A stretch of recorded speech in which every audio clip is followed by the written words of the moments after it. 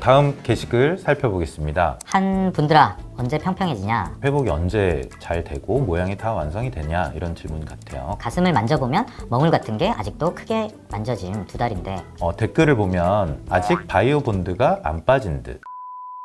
아주 전문적인 댓글이에요. 본인이 해보신 것 같아요.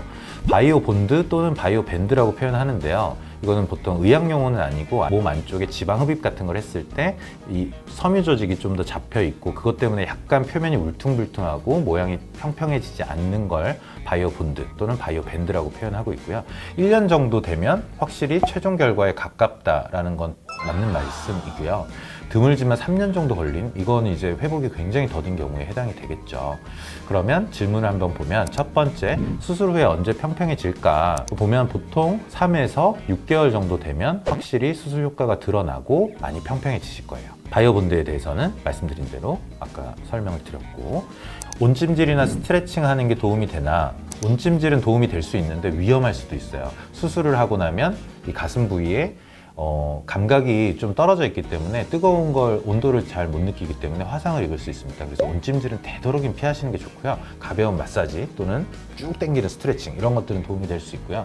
시기는 너무 빨리 하면 안 되고 내가 했을 때 아프지 않고 너무 뻐근하지 않는 정도, 한 2주 정도 지나고 난 다음에 조금씩 시작해 보시면 도움이 될 겁니다. 그 다음 게시글 읽어보겠습니다. 여유증인가 긴가민가하다 수술 받아야 하냐? 내 기억으로는 초등학교 3학년 때부터 가슴이 나오기 시작했거든. 여기만 봐도 거의 여유증이죠. 소화 비만으로 인한 호르몬 불균형 때문에 생긴 여유증으로 보이고요. 성인 될 때까지 항상 통통한 체형이었다. 근데 만져봐도 나는 몽우리 같은 게 없어서. 요거는 지방이 꽤 많으면 몽우리 만져지기도 어려운 경우도 있습니다. 말씀드린 대로 유선 조직 위에 지방이 있거든요. 그리고 살을 굉장히 빼고 웨이트를 열심히 했는데도 날 더워지면 어쩔 수 없이 나오더라. 나 같은 지방형 여유증은 정말 2년 정도 빡세게 굴리면 여유증이 사라지는 거냐. 참고로 저 때가 10월쯤이라 좀 춥고 됐다. 댓글을 보면 유륜이 커진 걸 보니까 여유증이 맞는 것 같다. 유륜이 커진 것과 여유증 꼭 연관을 시키기는 좀 어렵고요. 자, 소화비만의 경우 여유증 가능성이 높아지냐? 말씀드린 대로 소화비만의 경우에는 호르몬 분비에 불균형이 생겨서 여유증의 가능성이 높아집니다. 두 번째, 만져졌을 때 몽우리가 없으면 가성 여유증인가요? 만졌을 때 몽우리가 없는 가성 여유증도 있습니다. 만졌을 때 몽우리가 없이 지방량이 유독 많은 경우도 있어요. 이건 굉장히 사실은 케이스마다 다르겠죠. 정말 상체 전체에 지방이 많은 경우에는 그걸 여유증이라고 판단하진 않고 그냥 살이 많은 거죠. 하지만 다른 부분에 아무리 살을 뺐을 때도 가슴 쪽에 지방이 많다? 이건 초음파로 지방량과 유선 조직의 양을 확인할 수 있습니다. 유륜이 커지면 여유증이다? 유륜이 커질 정도로 살이 많이 쪘겠죠. 그래서 이건 그것만으로 여유증을 판단할 수는 없습니다. 네 번째, 눈으로 봤을 때 유선 조직인지 구분이 가능한가요? 의사들은 가능하죠. 옆으로 봤을 때 굉장히 뾰족한 형태를 가지고 있는 건 유선 조직의 가능성이 많아요. 지방은 뾰족한 형태는 아니고 보통 둥글죠. 둥근 형태의 여유증도 있지만 내가 살을 열심히 뺐어요. 하지만 뾰족하게 나와 있다. 이런 경우는 여유증을 강하게 의심해 볼 수 있습니다. 다섯 번째, 날씨에 따라 위아래 왔다 갔다 한다면 진성 여유증. 이거는 날씨가 이제 추워지면 유두가 좀 더 보이고 여름 같을 때 티셔츠 얇아지면 더 보인다 이런 뜻이겠죠? 항상 여유증은 옷을 입기가 불편해요. 그래서 여름 같을 때 이럴 때는 정말 고민이 많이 되는 그런 문제라고 볼 수 있습니다.